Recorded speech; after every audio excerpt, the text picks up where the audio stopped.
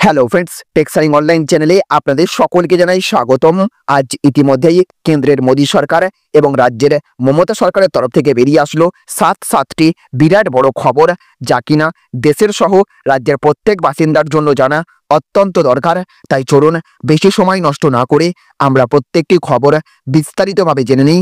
আর তার আগে আপনাদের কাছে ছোট্ট একটা অনুরোধ, অবশ্যই ভিডিওটিকে লাইক করবেন, সঙ্গে সঙ্গে সকলের কাছে ভিডিওটি দেখার পর শেয়ার করবেন।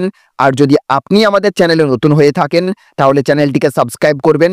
ভিডিওটি যদি আপনি ফেসবুক থেকে দেখে থাকেন তাহলে অবশ্যই আমাদের পেজটিকে ফলো করবেন। আর আপনি এই মুহূর্তে দেশের কোন রাজ্যের কোন জেলা থেকে এই ভিডিওটি দেখছেন অবশ্যই আপনার এলাকার নাম কমেন্ট বক্সে লিখে জানিয়ে দেবেন। তো দেখুন, আজকের প্রথম খবর, দেশ বাঁচাতে কোনো আপোষ নয়, প্রয়োজনে গুলি চালান। উপর মহল থেকে বড় নির্দেশ এসে গেল বিএসএফ এর কাছে। তো অনুপ্রবেশ রুখতে হবে, উস্কানিতে পা দেওয়া চলবে না, প্ররোচনার ফাঁদে পড়ে মাথা গরম করা চলবে না, মাথা ঠান্ডা রেখে পরিস্থিতি মোকাবিলা করতে হবে, বলছেন বিএসএফ এর পূর্বাঞ্চলীয় কমান্ডের সর্বময় কর্তা তথা স্পেশাল ডিজি রবি গান্ধী। তার মতে ফ্রন্টিয়ারের গোয়েন্দা শাখাকে আরও শক্তিশালী করতে হবে, গ্রামগুলির ভেতরে নিজেদের সোর্স আরও বৃদ্ধি করতে হবে, সীমান্ত লাগোয়া গ্রামগুলির মধ্যে বিএসএফ এর বিভিন্ন কাজের সীমা আরও বাড়াতে হবে। ভারতীয় সীমান্তরক্ষী বাহিনী বা বিএসএফ এর কর্তাদের এই ভাষাতেই স্পষ্ট নির্দেশ দিয়েছেন তিনি। তবে মাথা ঠান্ডা রাখার পরামর্শের পাশাপাশি সর্বদা সতর্ক থাকারও নির্দেশ দেওয়া হয়েছে স্পেশাল ডিজির তরফে। ভারত বাংলাদেশ সীমান্তের তপ্ত পরিস্থিতির মধ্যেই এবার ভারতের সীমান্তরক্ষী বাহিনীর পূর্বাঞ্চলীয় কমান্ডের উচ্চ পর্যায়ের বৈঠক ছিল। তারপরই এসে গিয়েছে এক গুচ্ছ নির্দেশ। অনুপ্রবেশের সময় সশস্ত্র হামলা হলে জওয়ানরা যেন পাল্টা গুলি চালাতে পিছপা না হন। দেশ রক্ষায় কোনো রকম আপোষ নয়। এমনকি কোনো বিএসএফ জওয়ানের বিরুদ্ধে যদি ভারতের ভূখণ্ড রক্ষায় সামান্যতম গাফিলতি দেখা যায় তাহলে কঠোর থেকে কঠোরতম ব্যবস্থা গ্রহণ করারও বার্তা দেওয়া হয়েছে। তো দেখুন, আজকের আরও একটি বড় খবর, নজরে বিধানসভা ভোট, বঙ্গে আত্মপ্রকাশ নতুন রাজনৈতিক দলের। তো তেজস জনকল্যাণ পার্টি একটি নতুন রাজনৈতিক দলের আত্মপ্রকাশ ঘটল কলকাতার বুকে। দলীয় অফিস যাদবপুর সংলগ্ন বিজয়গড়ের সেন্ট্রাল রোডে এই দলের সভানেত্রী রুবি গুপ্তা সাংবাদিকদের মুখোমুখি হয়ে এই নতুন দলের আত্মপ্রকাশের কথা সামনে আনেন। তিনি জানান, তাদের প্রতীক চিহ্ন এক থালা অন্ন, তাদের লক্ষ্য প্রতিটি মানুষের মুখে অন্ন তুলে দেওয়া, অর্থনৈতিকভাবে সমস্ত বৈষম্য বলে সাধারণ মানুষকে মজবুত করে তোলা। রুবি গুপ্তা বঙ্গবাসীর উদ্দেশ্যে বলেন, আমি যাদবপুর থেকে বলছি, আমাদের এই দলের নীতি, আপনার আওয়াজ, আপনার সিদ্ধান্ত, সব পার্টিকেই তো সমর্থন করে দেখলেন। ফ্র্যাঙ্কিস্টাইন ভক্ষক হয়ে আপনাকেই ঘিরে ফেললো। ঘর, স্বাস্থ্য, শিক্ষা, সুরক্ষা, কর্মসংস্থা, চাকরি, মানুষের খাবার, উপযোগী রেশন খাদ্য, পরিশুদ্ধ পানীয় জল, সহজ উপায় ব্যবসায়িক ঋণ, অল্প বিলের বিদ্যুৎ, বিনামূল্যে বিদ্যুৎ, বিকল্প বিদ্যুৎ কোম্পানি, যাতে মাসের শেষে বিলটা কম হয়, সেই টাকাটা সংসারে বাঁচে, সবই ডাহাফেল। তারা আরও অভিযোগ করেন, দিনকে দিন আপনিও আপনার সংসার দুটোই শুকিয়ে যাচ্ছে। তাই বলছি, একবার আমাদের সমর্থন করে দেখুন। আমরা সাধারণ মধ্যবিত্ত বাঙালি পরিবারের যাদবপুর এলাকার স্থানীয় বাসিন্দা।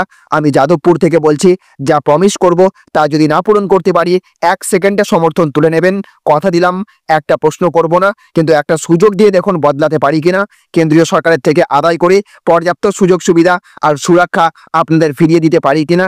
আপনাদের ঘরের সকল শিক্ষিত বেকার যুবক যুবতীদের আহ্বান করছি, মায়েদের বলছি, দলে দলে এসে যোগ দিন, নিজেরা নেতানেত্রী হন, নিজেদের মধ্যে থেকে দলের নেতানেত্রী তৈরি করুন, যাতে আপনার এলাকার কষ্ট দুর্দশা আপনি নিবারণ করতে পারেন। এটাই আমাদের পার্টির উদ্দেশ্য, সাধারণের মধ্যে থেকে লিডার তৈরি করা। আপনাদের সিদ্ধান্তই হবে পার্টির সিদ্ধান্ত, আপনাদের ডিসিশনের ওপরে কোনো কথা নেই। তাই দলে দলে যোগদান করুন, তেজস জনকল্যাণ পার্টিকে সাপোর্ট করুন। রবি গুপ্তা দাবি করেছেন, আমি বাঙালি, আপনাদের ঘরের মেয়ে, কথা দিচ্ছি 1 পয়সাও ঠকবেন না। তাদের দলীয় অফিসে যে কোনো প্রয়োজন যোগাযোগ করা যাবে এই নম্বরে। দলীয় অফিসের সদর দপ্তরের ঠিকানা সেন্ট্রাল রোড, যাদবপুর, কলকাতা। এই নতুন দলের প্রতিশ্রুতি, তারা যদি ক্ষমতায় আসেন তাহলে তারা মহিলাদের লক্ষ্মীর ভাণ্ডারের মতো পুরুষদের জন্য গণেশ ভাণ্ডার আর মেয়েদের জন্য মাতৃ ভাণ্ডার চালু করবেন। শুধু তাই নয়, স্বাস্থ্যসাথী কার্ডের পাল্টা সুস্বাস্থ্য স্কিম তারা নিয়ে আসবেন। কোনো রাজনৈতিক নেতা নেত্রীদের কুৎসা করা নয়, তাদের উদ্দেশ্য বোধ ভাগ করা নয়, তাদের উদ্দেশ্য আদিবাসী খেটে খাওয়া মানুষজন থেকে শুরু করে মধ্যবিত্ত মানুষদের এক ছাতার তলায় নিয়ে এসে তাদের অধিকার প্রতিষ্ঠিত করা। আগামী বিধানসভা নির্বাচনে তারা রাজ্যের সব কেন্দ্রে প্রার্থী দেবেন বলেও দাবি করেন। তারা স্পষ্ট জানিয়ে দিয়েছেন আগামী দিন তারা নির্বাচন কমিশনের দরবার করে নির্বাচনের ফলাফল প্রকাশ হওয়ার সময় গণনা কেন্দ্রে যে বিভিন্ন ধরনের কারচুপি হয় বলে তারা মনে করেন তা বন্ধ করার জোরালো দাবি তুলবেন। ভিন রাজ্য থেকে গণনা কেন্দ্রে গণনা কর্মী নিয়োগ করারও দাবি তুলবেন তারা। যে কোনো জন বিরোধী নীতির বিরুদ্ধে গর্জে উঠবে নতুন রাজনৈতিক দল। এই দিন এই দলের সঙ্গে যুক্ত হন আদিবাসী একতা মঞ্চের নেতা নেত্রীরা। তো দেখুন আজকের আরও একটি বড় খবর, 162 দিন পর বিচার পেল তিলোত্তমা। আরজিকর ধর্ষণ খুনে দোষী সাব্যস্ত সঞ্জয় রায়। তো আরজিকর ধর্ষণ খুনের মামলায় দোষী সাব্যস্ত আসামি সঞ্জয় রায় সোমবার সাজা ঘোষণা। শনিবার বিচারক অনির্বাণ দাসের এজলাসে বহু প্রতীক্ষিত এই মামলার রায়দান হয়। 162 দিন বিচার পেল তিলোত্তমা। এইদিকে আরও বলা হয়েছে এই দিন রায় ঘোষণার আগে আদালত চত্বরে ভিড় জমান বহু সাধারণ নাগরিক। বাংলা পক্ষের সমর্থকরা সঞ্জয়ের ফাঁসির দাবিতে স্লোগান দিতে থাকেন।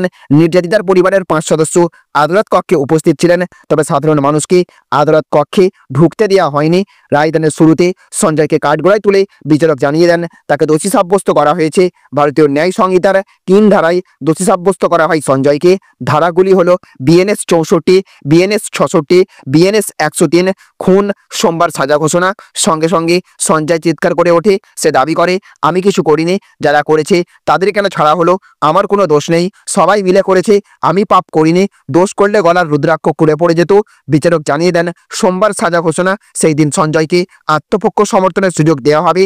ফলে 162 দিন পর দোষী সাব্যস্ত হলো আরজিকর ধর্ষণ এবং খুন কাণ্ডের মূল অভিযুক্ত। তো দেখুন আজকের আরও একটি বড় খবর, ধর্ষকদের সমাজে কোনো জায়গা নেই। গুড়াপ কাণ্ডে চরম সাজার পর প্রতিক্রিয়া মমতার। তো হুগলির গুড়াপে 5 বছরের শিশুকে ধর্ষণ করে খুনের ঘটনায় দোষীকে চরম সাজা শুনিয়েছে চুঁচুড়ার পক্সো আদালত। আর ওই রায়কে স্বাগত জানিয়েছেন রাজ্যের মুখ্যমন্ত্রী মমতা বন্দ্যোপাধ্যায়। বিচার ব্যবস্থার পাশাপাশি হুগলি জেলা পুলিশের তৎপরতারও প্রশংসা করেছেন তিনি। রায় ঘোষণার খানিক বাদেই সমাজ মাধ্যম এক্স হ্যান্ডেলে মুখ্যমন্ত্রী লিখেছেন গুড়াপে এক শিশুকে ধর্ষণ করে খুনের ঘটনায় আজ আদালত দোষীকে চরম শাস্তি শুনিয়েছে। এর জন্য বিচার ব্যবস্থাকে আমি ধন্যবাদ জানাচ্ছি। পাশাপাশি হুগলি জেলা গ্রামীণ পুলিশ অভিযোগ পাওয়ার পরেই যেভাবে অতি দ্রুততার সঙ্গে মামলার তদন্তে নেমে অপরাধীকে গ্রেপ্তার করে বিচারের সম্মুখীন করেছে তার জন্য প্রশংসা করছে। নিহত শিশুর পরিবারের পাশে থাকার পাশাপাশি তিনিও যে মর্মান্তিক ঘটনায় বিস্মিত এবং নির্যাতিতার পরিবারের প্রতি সমব্যথী তাও উল্লেখ করেছেন মুখ্যমন্ত্রী। সেই সঙ্গে খুনি এবং ধর্ষকদের যে বর্তমান সমাজ এবং পৃথিবীতে কোনো জায়গা নেই সেই কথা উল্লেখ করে মমতা লিখেছেন একজন ধর্ষকের এই পৃথিবীতে কোনো জায়গা নেই। শিশুদের নিরাপত্তা নিশ্চিত করতে আমাদের সবাইকে একসঙ্গে লড়াই চালাতে হবে এবং কঠোর আইন প্রণয়ন করতে হবে। অপরাধীদের ক্ষমা করার মানসিকতা যেন কারো না থাকে, এমন নৃশংস ঘটনার সঙ্গে জড়িতদের একজনে যেন বিচারের বাইরে না থাকে। তো দেখুন আজকের আরও একটি বড় খবর, খোলা বাজারে আর বিক্রি করা যাবে না মুরগির মাংস, নির্দেশিকা জারি করবে কলকাতা পুরসভা। তো খোলা বাজারে মুরগির মাংস বিক্রি নিয়ে একাধিক সমস্যা তৈরি হচ্ছে বলে অভিযোগ। এই নিয়ে এবার আলোচনা হলো কলকাতা পুরসভাতেও। সূত্রের খবর অদূর ভবিষ্যতে আর খোলা বাজারে বিক্রি করা যাবে না মুরগির মাংস। এই ব্যাপারে শীঘ্রই নির্দেশিকা জারি করতে চলেছে কলকাতা পুরসভা। এই দিন পুরসভার আলোচনায় মুরগির মাংসের প্রসঙ্গটি উত্থাপন করেন বিজেপি কাউন্সিলর মীনা দেবী পুরোহিত। বিজেপি কাউন্সিলর বলেন মাংস খোলা বিক্রি হওয়ায় দুর্গন্ধ এবং মশার সংখ্যা বাড়ছে। এর প্রতিকারে পদক্ষেপের আর্জি জানান তিনি। সমস্যার কথা স্বীকার করে নিয়ে পুরসভার ডেপুটি মেয়র অতীন ঘোষ বলেন যেভাবে অনেকেই মুরগি নিয়ে রাস্তায় বসে পড়ছেন আর বিক্রি করছেন তাতে এটা আটকানো কঠিন হয়ে যাচ্ছে। তুলনামূলকভাবে পাঠার মাংসের দোকান কাঁচ দিয়ে ঘেরা থাকে। এরপরই অতীন জানান খোলা বাজারে চিকেন বিক্রিকে নিয়ন্ত্রণ করতে শীঘ্রই একাধিক নির্দেশিকা জারি করা হবে। একই সঙ্গে মীনাদেবীর ওয়ার্ডে 1 সপ্তাহের মধ্যে মুরগির মাংস বিক্রির সমস্যার সমাধান করা হবে বলে জানিয়ে দেন ডেপুটি মেয়র। তো দেখুন আজকের অন্তিম আপডেট, 20-25 মিনিটের ব্যবধানে মৃত্যুর হাত থেকে রক্ষা পেয়েছে। দিল্লি থেকে হত্যার ষড়যন্ত্র ফাঁস করলেন হাসিনা। তো 20 থেকে 25 মিনিট মাত্র ওইটুকু সময়ের ব্যবধানে মৃত্যুর মুখ থেকে ফিরে আসেন শেখ হাসিনা এবং তার বোন শেখ রেহানা। গণ অভ্যুত্থানে ক্ষমতাচ্যুত হবার পর তাদের দুজনকেই হত্যা করার ষড়যন্ত্র হয়েছিল বাংলাদেশে। দিল্লিতে বসে এক অডিও বার্তায় হত্যার সেই ষড়যন্ত্র ফাঁস করলেন মুজিব কন্যা। তার এই বার্তা শেয়ার করা হয়েছে আওয়ামী লীগের ফেসবুক পেজ থেকে। গত বছরের 5ই আগস্ট ছাত্র জনতার গণ অভ্যুত্থানে পদত্যাগ করতে বাধ্য হন হাসিনা। বোন রেহানাকে নিয়ে তড়িঘড়ি চলে আসেন ভারতে। দেশ ছাড়ার পর থেকে দিল্লিতে বসেই একাধিকবার বার্তা দিতে দেখা গিয়েছে হাসিনাকে। এবার রেহানা সহ তাকে খুনের ষড়যন্ত্র ফাঁস করলেন তিনি। ভিডিওতে অডিওতে মুজিব কন্যাকে বলতে শোনা যায়, মাত্র 20-25 মিনিটের ব্যবধানে আমি আর আমার বোন রেহানা মৃত্যুর মুখ থেকে ফিরে আসি, না হলে ওরা আমাদের হত্যা করতো। এর আগে 2004 সালের 21শে আগস্ট আমার ওপর গ্রেনেড হামলা হয়, কিন্তু আল্লাহ আমাকে রক্ষা করেন। আমার হয়তো অনেক কিছু করার বাকি ছিল, তাই আমি ফিরে আসি। এরপর কোটালী পাড়ায় বোমা বিস্ফোরণের ছক্কা হয়েছিল, সেখান থেকেও আমি বেঁচে ফিরি। তারপর আমাকে মেরে ফেলার বহু চক্রান্ত হয়েছে, কিন্তু আল্লাহর দোয়ায় আজ আমি জীবিত। কিন্তু দেশে আমের বাড়ি ঘর সব পুড়িয়ে দিয়েছে ওরা। নিজের হারহিম অভিজ্ঞতার কথা বলতে বলতে কেঁদে ফেলেন হাসিনা। তাহলে ফ্রেন্ডস, বুঝতে পারলেন, এই ছিল আজকের কয়েকটি গুরুত্বপূর্ণ আপডেট। এই ভিডিওটি আপনাদের যদি ভালো লেগে থাকে তাহলে অবশ্যই ভিডিওটিতে একটা লাইক করবেন এবং অবশ্যই ভিডিওটিকে রাজ্যের সমস্ত মানুষের কাছে শেয়ার করে সকলকে জানার সুযোগ করে দেবেন। ভালো থাকবেন, সুস্থ থাকবেন। Thank you friends, thank you for watching.